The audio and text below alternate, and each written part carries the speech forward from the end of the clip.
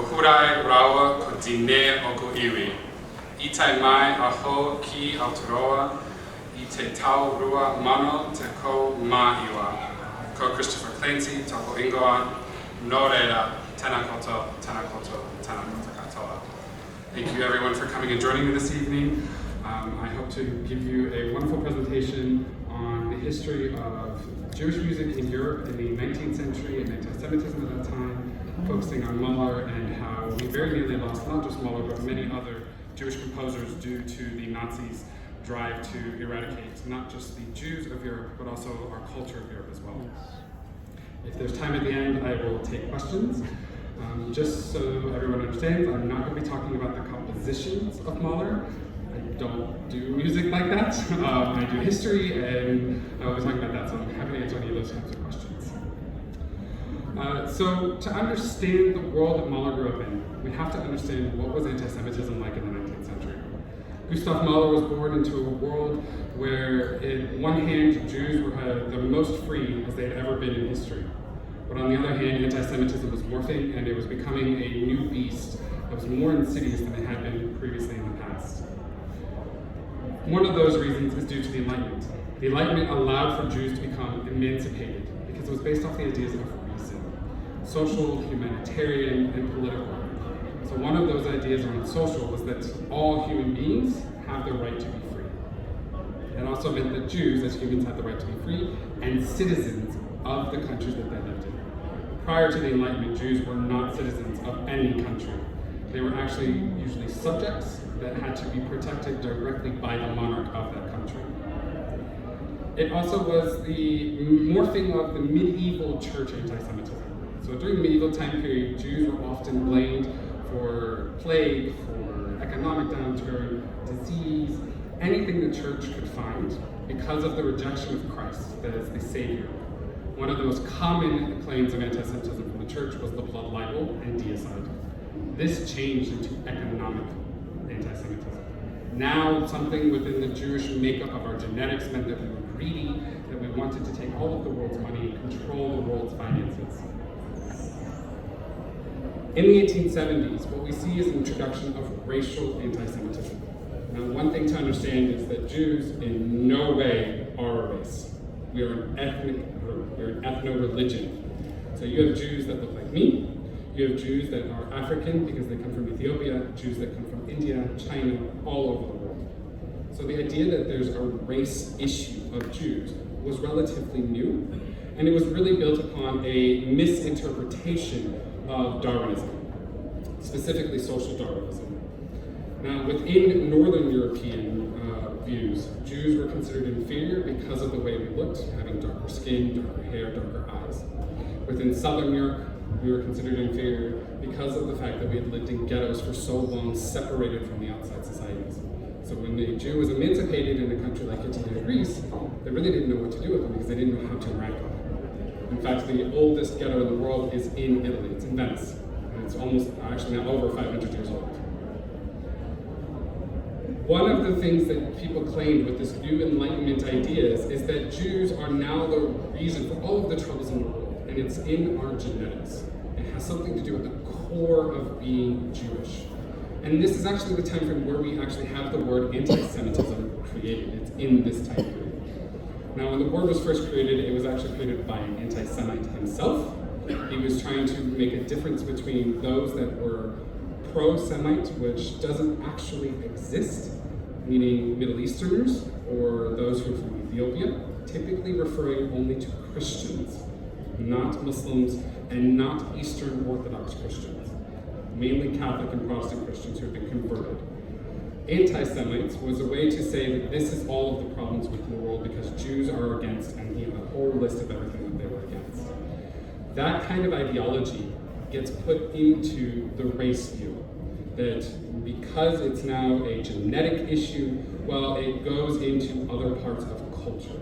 Jews are thieves, Jews are liars, they're stealers. They don't understand science because they're constantly trying to undermine the good Christian world.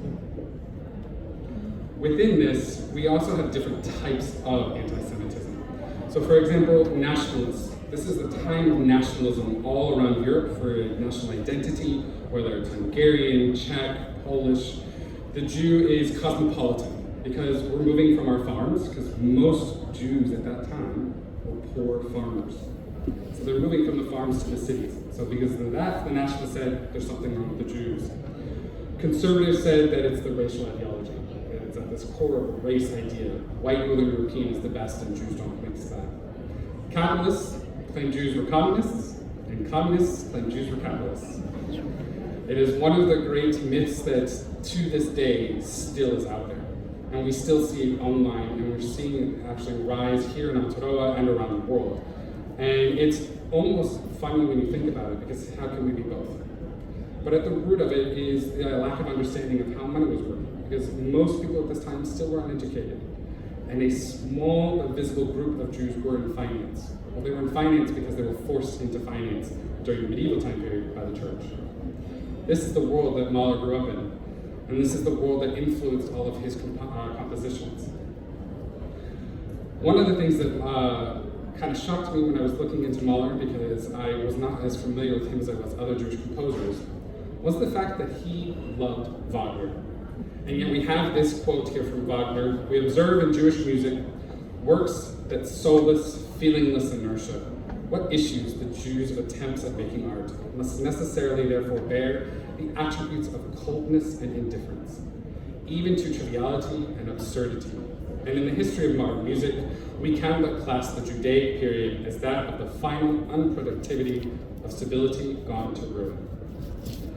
It should also be noted, Wagner was one of the most important composers during the Nazi time period. Hitler absolutely idolized Richard Wagner. But just like Hitler, Wagner also had his favorite Jew, which was a composer that worked with him and a conductor. Mahler, though, loved the awesomeness and the grandiose nature that was the Wagner operas. And so we see that in his music. Because one of the ways in which Jews tried to integrate into the wider society was to imitate what was around them through assimilation. And Mahler felt that if he could do what Wagner did, he would reach his great heights. So to understand Mahler, we have to look at where he was born and the world he grew up in. So Mahler was born to Jewish parents in Kaliszta, which is in modern-day Czechia. At that time, it was part of the Austro-Hungarian Empire. He was born into a relatively wealthy and upper-middle-class family.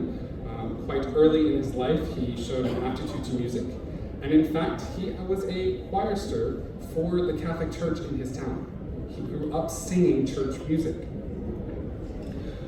He would eventually hold conducting positions in Kassel, Prague, Leipzig, Budapest, Hamburg, and Vienna, being the last one that he would hold in Europe.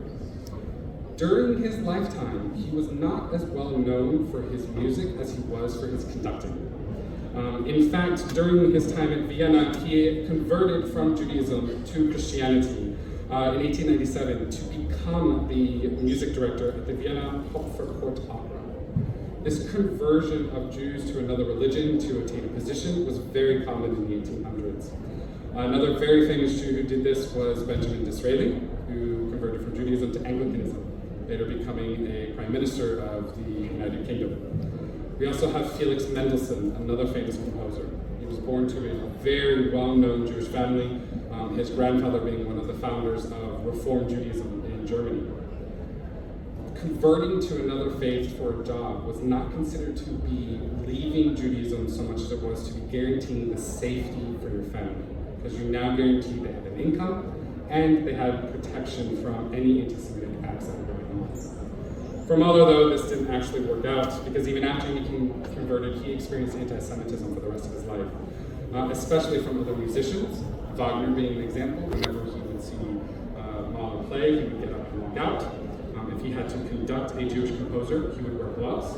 And it's a very famous incident at the Vienna Opera. He was conducting a Mendelssohn play, took the gloves off and threw them on the ground to show that how disgusted he was that he even had to play Jewish music. The press were a very big issue at this time with anti-Semitism. And this is also in the time of the Dreyfus Affair, where Jews are being accused of being spies.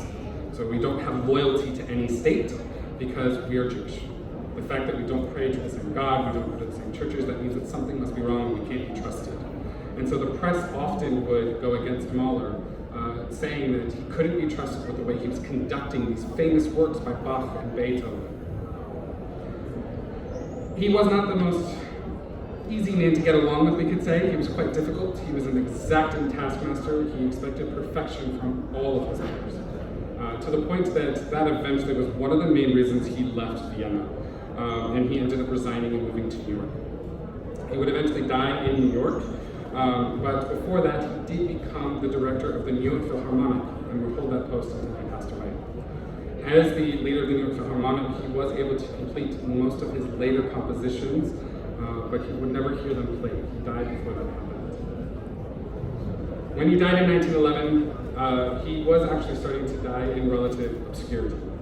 Mahler thought that he was great and fantastic, and his compositions show a great mind, but he never experienced that fame that others at the time were, especially someone like Richard Strauss, who he considered to be not an enemy, but definitely not someone he would go to for help if he needed help with the composition.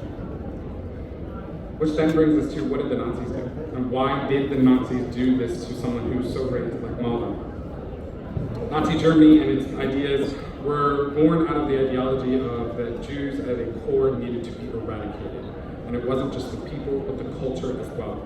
And so under Nazi rule, any music that was not deemed fit was considered degenerate. Good German music was Bach, Beethoven, Wagner, especially Wagner. Degenerate music included more modern types of music like jazz. Jazz was considered to have been a creation of a conglomerate of Afro-American and Jewish backgrounds. All musical compositions that were made by Jews were Jewish sympathizers.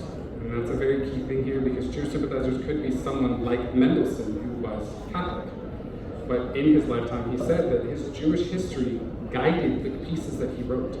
And in fact, Mendelssohn's one of his songs that he wrote about Jesus, it's based on a Jewish nigun, or a Jewish tune. And so because of that, even Mendelssohn was banned.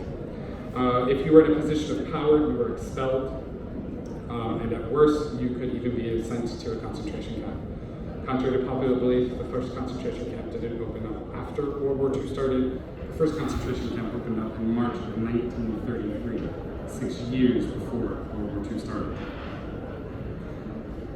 Many of the Nazis believed that Germans were being contaminated by Jews and by Jewish music. So the only way to get rid of this contamination was to ban Jewish music outright. And they idolized three main Jewish composers. And those three are Beethoven, Bruckner, and Wagner. I don't know very much about Bruckner. I've only heard a few pieces of his. But Beethoven, as we all know, wrote many symphonies and was one of the greatest 18th century composers. And Wagner is still well known to this day for his March of the Bumblebees, if I remember correctly, as the Wedding March as well.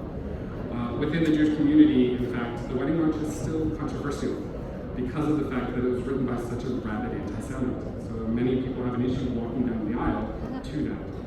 And in fact, when I got married, we walked down the aisle to no music because we didn't want to have this argument.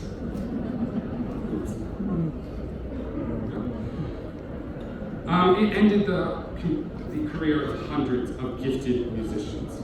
And when it ended their careers, it didn't just end them with the idea that they could go back after the war. Some of these people decided to take their own lives because of the depression that they felt. If they were able and lucky to get to another country, they could never find work as a musician because the ideas of Nazism had spread around the world. And they had even spread here to New Zealand. New Zealand had changed its immigration laws classifying Jews as enemy aliens, and those that were A and B were forbidden from work completely. And C through E were only allowed to work in very specific categories. And music was not one of them because of the radio. The radio was considered to be a tool that you could be a spy. There were exceptional musicians like Mahler who nearly disappeared. In fact, by the time the Nazis came to power, Mahler had all but disappeared into history. Many people had no idea who he was. There was only one composer at the time we talked about that would play his music, and eventually he had to flee himself to the UK. Mahler's niece, though, is probably one of the most famous of these composers and musicians. In November of last year, we did a concert in honor of the Crystal Nacht program, and we do it every year on November 9th or 10th. Alma Rose, who was a Jewish woman who created the first full women's orchestra in Austria, also created the women's orchestra of Auschwitz. She was very unlucky in that she was caught in the Netherlands, trying to support her father, who was also a musician who had been kicked out in Vienna. And she was trying to earn money so that they could eat. And she was sent to Auschwitz. Because of what she did in creating this orchestra, she actually was able to save 70 of the 72 women that were in the orchestra. And one of those women she was unable to save was herself. She ended up dying in Auschwitz. Theories are that she died of food poisoning. Some say on purpose, some say it's an accident. We will never know. And so this past November, we honored the Women's Orchestra of Auschwitz at our concert, and Alma Rose and the great work that she did. It wasn't until after the Holocaust that we see a revival of Mahler, and how we're able to be here tonight to hear the great Third Symphony. And so for 50 years after his death, then the near destruction of not just European Jews, but of our culture, his music begins to be revived by three main people. Otto Klemperer is one of those. In fact, Otto was one of his students. Otto was lucky to be accepted as a refugee into the UK and became a conductor and composer in the UK until he passed away in the 1950s. And he was a great proponent for playing Mahler's music.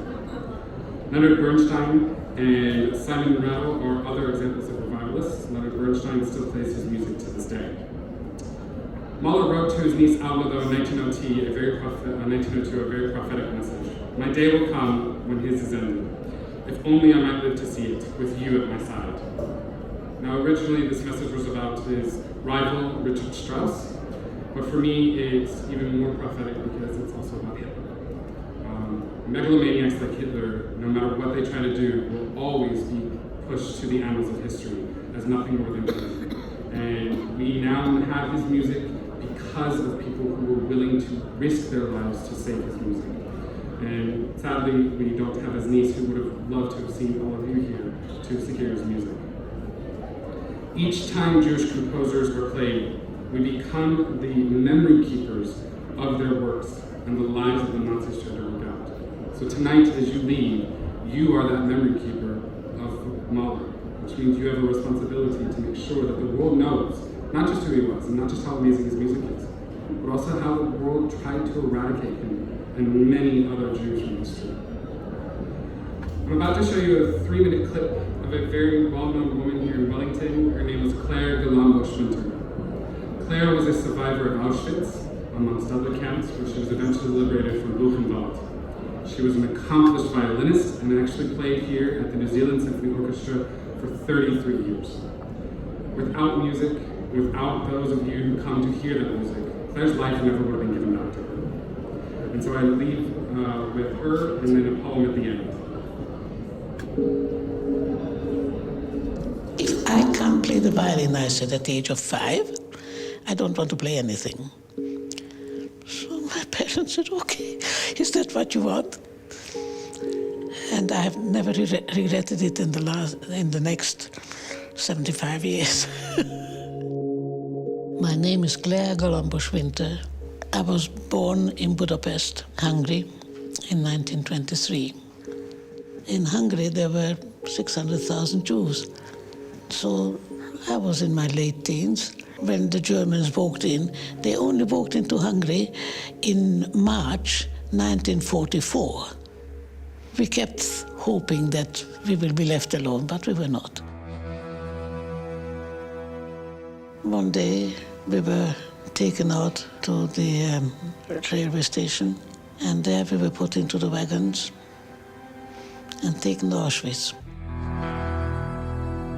I managed to keep my violin until we were taken into the wagons, where there was a man at the gate, and he took it away from me and he said, my dear, where you are going to go, you don't need a violin. And I've never seen that violin again. We were separated from the men. The men were in one row and the women in the other. And at the end of the row, there was a German officer. He was standing there and he did this. The people whom he was doing this went that way, and the finger that went that way, that was the people like me, who was allowed to live. Those people were taken away, and of course we didn't know. They were murdered and burned that day, including my mother and my brother. That was my wardrobe, my entire wardrobe. And that was me. 23,297. I didn't have a name. That was me. Music was so far away from me, like everything else. I mean, I could tell you on two hands how many times was I so near to death. But then the Americans came, and it was a wonderful moment when I suddenly realized that I will not be killed. I will actually be able to live. And I was 19 years old. Part of my family, my mother's cousin, decided that they are going to go emigrate as far away as it is possible. And it was exactly the same with me. If there would have been something on the South Pole, I would have gone to the South Pole, just to go away from the horrors. So that's how we have come to New Zealand. And then once we got here, I was told that there is a symphony orchestra that was about a year old or something. And I went and made an audition. After about 8 months or so, I got a telephone call, said, "Come, we've got a place for you." And I stayed for 33 years. You know how many years ago that was? That was in the 50s, so it is 60 years ago. I was really quite good looking. When I first sat down on my chair in the orchestra, I looked at the music, and it was Beethoven's Fifth Symphony. And I suddenly remembered it.